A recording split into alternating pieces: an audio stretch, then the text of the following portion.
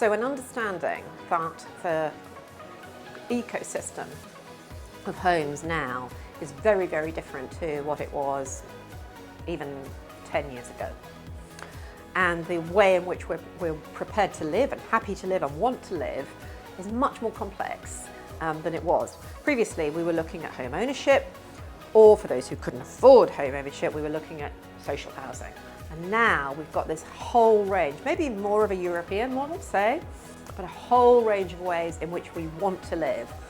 So I think if we can capture that, if we get it as an industry, as we clearly do, if those that we're selling to our market get it, and more importantly, if the government get it as a big, big contributor to their ambitions for housing, then we're through.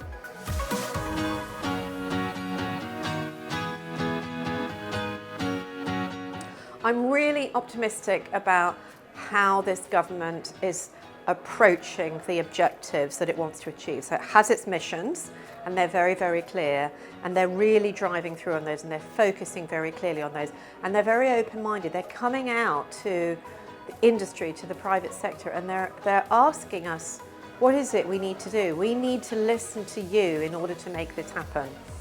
So I'm really optimistic about that. I'm also optimistic about the fact that we have fresh blood. You know, it's a new wind blowing through government, and that's what we need in order to bring the ambition and the vitality and the energy and the progressive thinking that the industry needs and that people need in order to enable us to provide the homes that we as a nation can be proud of.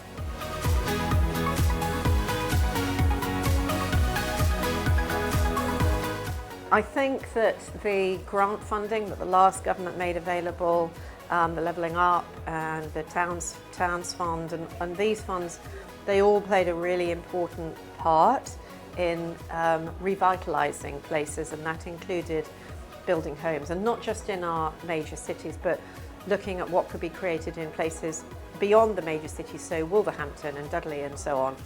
But I just keep thinking about King's Cross.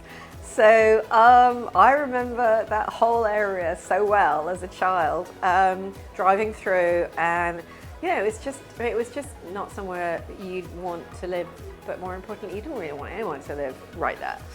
A lot of people did live right there, and I just hope that the people who have always lived there appreciate and value and understand and feel that they are part of what's being created now, because fundamentally placemaking is really about place shaping. So many places in the UK are already there. We're not making anywhere, we're just enhancing them and shaping them for those who are there and those who can be there.